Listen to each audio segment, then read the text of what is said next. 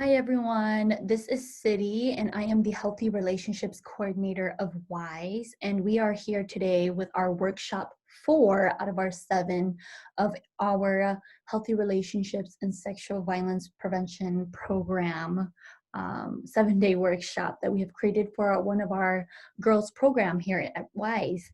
And our topic for today for workshop 4 is healthy relationships with the self and others. And our objectives for today is to help the participants identify what kind of relationships they can have with different people and distinguishing the different types of activities they can do with each person or relationship. Second one is to understand the emotions they should feel from each relationship and what they can also give back in order to maintain a healthy relationship. The third one is find understanding that one needs to nurture the relationship with the self and practice self-care as well. Outside of just working on relationships with other people, you also have to work on the relationship with yourself. And again, we always start out with our values that we'll stand by for these workshops. A cool way to spice it up is, I may have spoke about it in previous workshops, is if you allow students to kind of do a popcorn style where a student just kind of takes turns randomly to just read each statement, and that'll help them keep it in the back of their minds. And you can also even engage in a conversation about which value may stick out to them more that day, or which value are they going to hold with them and keep with them for that day to really practice. Third thing, of course, is to do our 2 to 3 minute meditation on our Stop, Breathe, and Think app, or on our YouTube video that you may find online.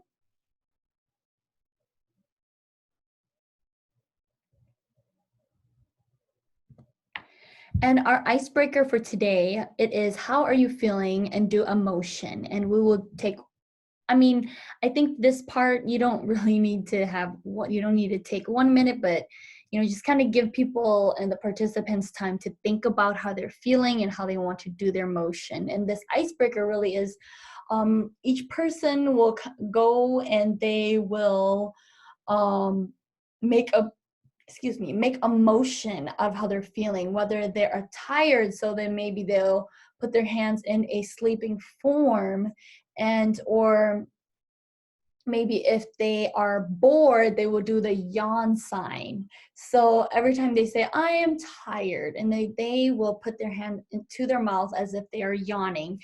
And then when they finish doing that, everyone will be doing the same motion. So they will be saying tired and putting their hands to their mouth as well.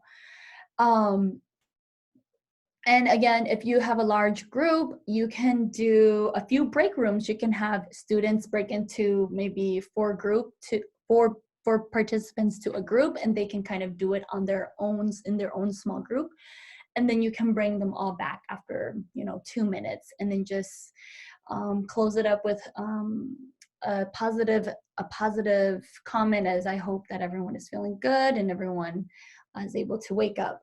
And make sure that when every person does it, each person has to do it with them. So everyone is taking turns to tell everyone how they are feeling, and then everyone has to mimic that motion and say the feeling right after them.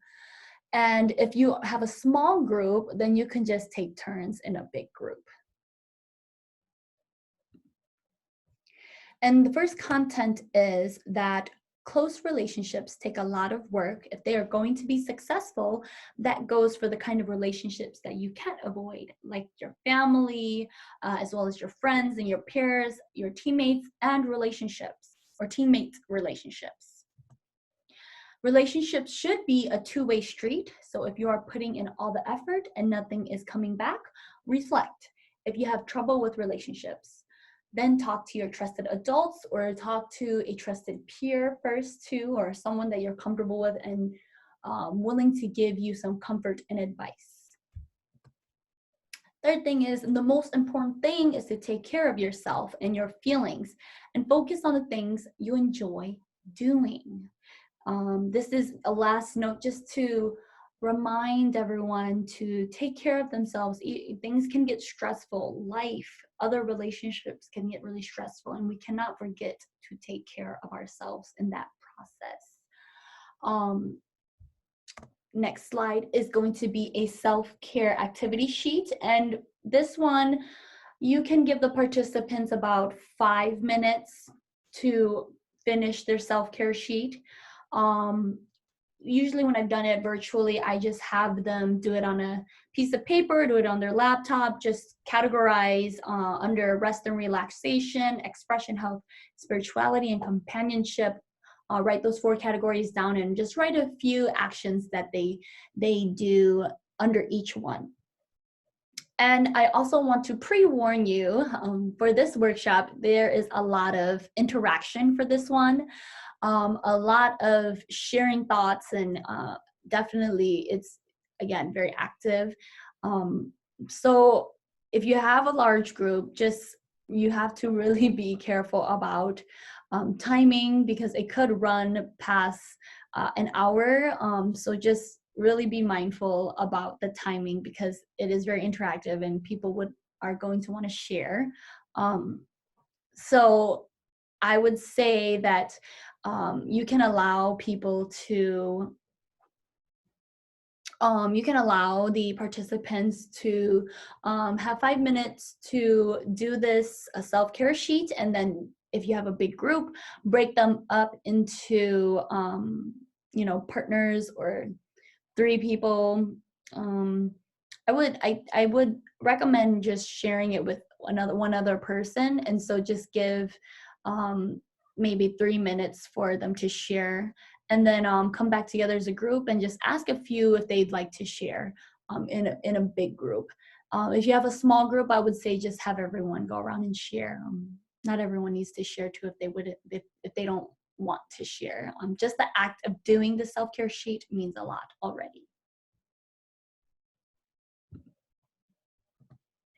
And this is a group activity where we are going to have conversations about the different struggles and the different problems that people and students might face while they're in middle school and in high school. And so I usually just let these students write it in the chat box, or they can speak out loud and unmute themselves if we're doing it virtually. It's really just a place to have conversations about the types of problems that people may face when they are in high school and in middle school. Problems that I've heard are relationship problems, transitioning to high school from middle school, trying to fit in and trying to conform to different groups because they want to belong somewhere. One could be struggling with academics. So those are just a few things that students may bring up when being part of these workshops. And an important piece to this is now, what person or what group or who would you talk to or get help with all these different problems and these different struggles that you may be facing? And for sure, this is just a way for the students or participants to really think about who do they trust, who would they instinctually go to first, and really make them think about the people that they know that cares about them and that they care about, and that they have people that they can go to even when they're facing going through struggles. And if there are time, if there is time too, I would say for you to, as a facilitator, ask the whole group to just, at the end of this activity, to think about one person or one adult that they care about or they look up to, and who they can go to, and keep holding on to that person in your mind and keep them in your hearts for when you are struggling and when you really do need help, and that they are the go-to person for you. It's really important to make the students think and reflect on who they can depend on, because feeling alone and feeling like you can't talk to anyone is the worst feeling in the world when people and students and young people and the participants are struggling with different things in their life. And so the second content is just a reassurance that you are supported. Know that whatever you are going through, you are not alone. You have people who can help you, and you have people who will listen to you. The first step is to be brave, to understand how you feel and express it to someone you trust. You are important and valued. You are important and valued. And now we're going to jump into just a very brief overview of cyberbullying, just because this can be a very big thing. This can be something that students and the participants are struggling through while they are in middle school and high school, because it's so important to have a social media entity, and they want to look good. They want to get those likes, and being portrayed negatively on social media can be really detrimental to their self-esteem and their confidence, and can be cyberbullying. And so we want to bring this piece into the workshop as well, just a very brief overview so the students are aware of what cyberbullying is. And so cyberbullying it's just an advanced model of bullying using new technology, whether it be email, instant messaging, social media, Facebook, Instagram, and all of that. And the cyberbullying tactics are social media postings, comments and rumors about someone online that are very hurtful and embarrassing. And then it can be threatening to hurt someone or telling him or her to hurt themselves online. Posting a mean or hurtful picture or video about someone and then labeling it as a very negative caption and sharing it with people, and literally shaming and embarrassing the person that's in the photo, and or pretending to be someone else online in order to solicit or post personal or false information about someone else. So literally pretending to be someone so you can get to know a person and gain all of these information about them and literally put it out, or even pretend and fake that this person is doing this or that. That can be a tactic of cyberbullying, and cyberbullying is wrong, and it is not okay for someone to be spreading rumors or spreading hurtful comments and pictures online about anybody else. And it is so dangerous because cyberbullying, that happens so much on the online platforms. People can just hide behind a computer and say really, really rude and mean things, and that is something that we have to become aware of and know that that is not okay, and to not feed into those things if you do see it yourself, because you would not want that to happen to you as well. So please do not spread it about other people. And now we're going to be watching a video, and some questions to think of is, how does the speaker view herself?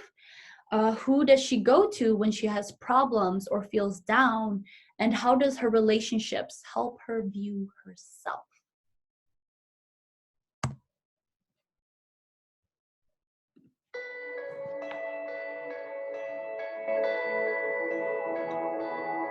I'm really, really, really excited to be here. I kind of want to tell you a little bit more of I don't want to say basics because we don't really know anything about my syndrome. I was born with this very, very rare syndrome that only 2 other people in the world, including myself, that we know of, have. Basically, what this syndrome causes is that I cannot gain weight. Yes, it does sound as good as it is. I had to deal with bullying a lot, but as I said, I was raised very normally. So when I started kindergarten, I had absolutely no idea that I looked different. No clue. I couldn't see that I looked different from other kids. I think of it kind of as a big slap of reality for a 5-year-old, because I went into school first day decked out in Pocahontas gear. I was ready. I went in with my backpack that looked like a turtle shell because it was bigger than me. And I walked up to a little girl and smiled at her. She looked up at me like I was a monster, like I was the scariest thing she'd ever seen in her life.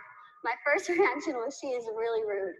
I am a fun kid and she's the one missing out. So I'll just go over here and play with blocks or bullets. I thought the day was going to get better, and unfortunately it didn't. The day kind of got worse and worse, and a lot of people just wanted to have absolutely nothing to do with me, and I couldn't understand why. Why? What did I do? I didn't do anything to them.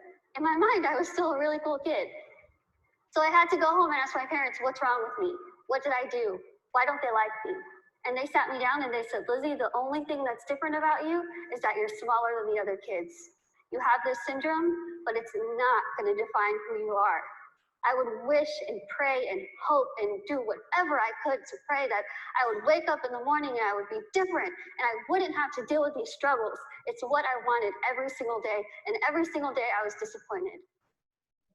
I have an amazing, amazing support system around me who never pity me, who are there to pick me up if I'm sad, who are there to laugh with me during the good times. And they taught me that even though I have this syndrome, even though things are hard, I can't let that define me. When I was in high school, I found a video, unfortunately, that somebody posted of me labeling me the world's ugliest woman. There were over 4 million views to this video, 8 seconds long, no sound, thousands of comments. People saying, Lizzie, please, please just do the world a favor, put a gun to your head and kill yourself. Think about that. If people told you that, strangers told you this. I cried my eyes out, of course, and I was ready to kind of fight back, and something kind of clicked in my head, and I thought, I'm just going to leave it alone. I kind of started realizing that my life is in my hands. Am I going to let the people who called me a monster define me? Am I going to let the people who said kill it with fire define me? No. I'm going to let my goals and my success and my accomplishments be the things that define me.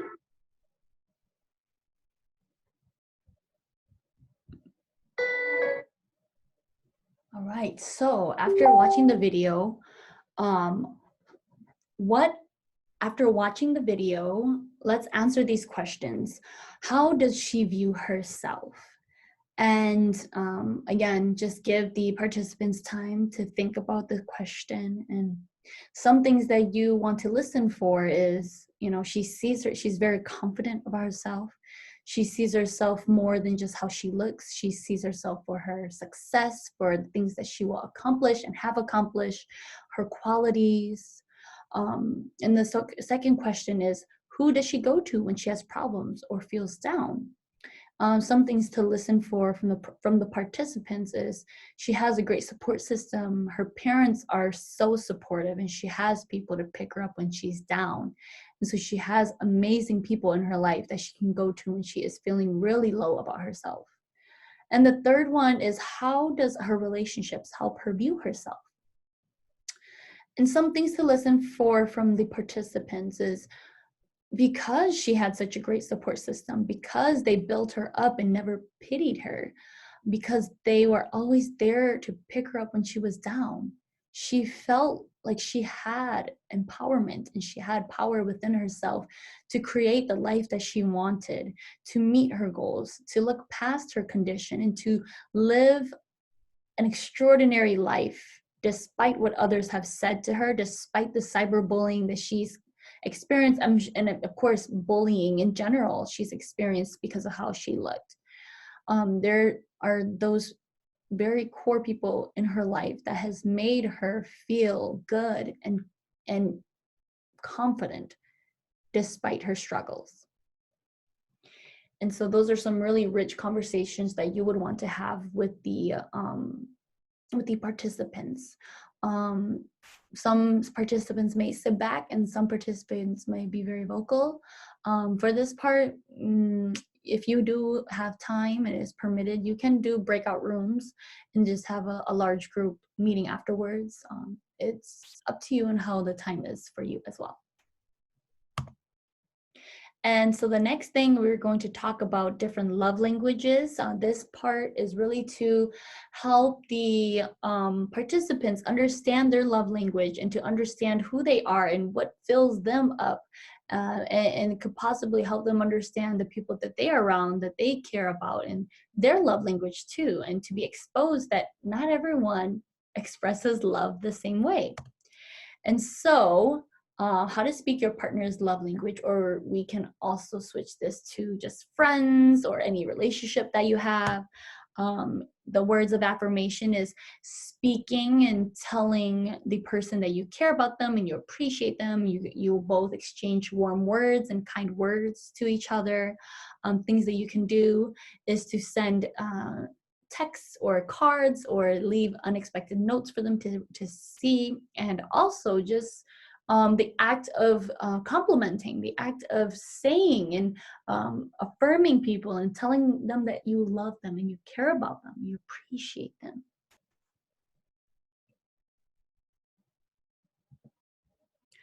The next one is physical touch, which is a nonverbal use of body language. It could be hugging, it could be cuddling, kissing, even just a nice pat on the shoulder can make the people who love very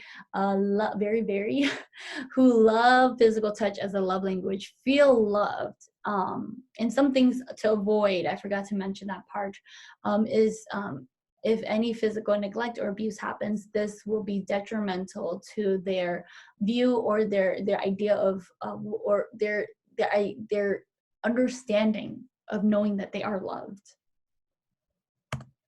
Third one is receiving gifts, meaning these people who have receiving gifts love language, they find it very thoughtful when someone gives them a gift on their birthday or just a surprise small gift. And it's a way to express their gratitude to that person when receiving the gifts. And things to avoid is, when you're unenthusiastic about gift receiving and you're forgetting special occasions, it's going to make them feel very sad if you don't, if they are giving gifts to you and you don't appreciate it or don't seem like you like it, or if you forget special occasions and you forget to give them any gifts. Quality time.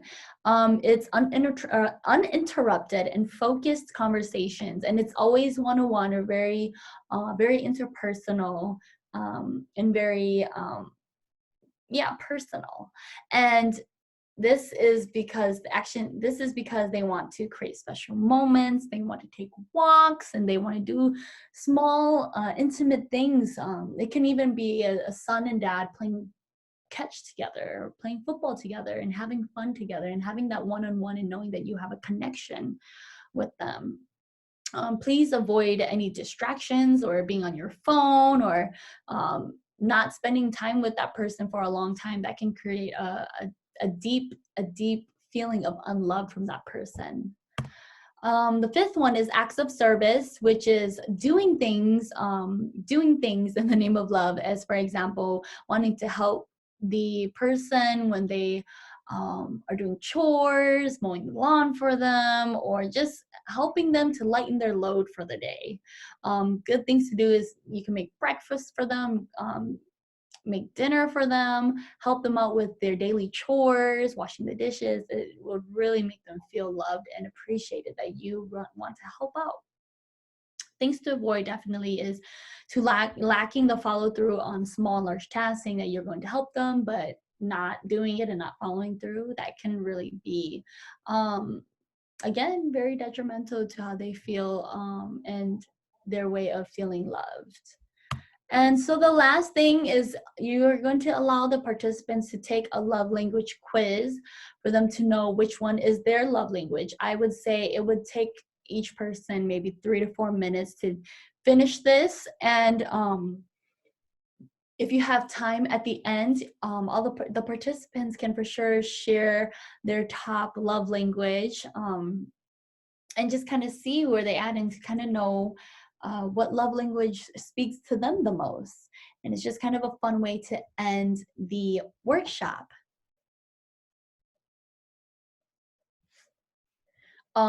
one thing I forget to mention is if when you give this link to the students, just exit out of the PowerPoint, copy and paste, and put in the chat box and have all the students or participants take the quiz.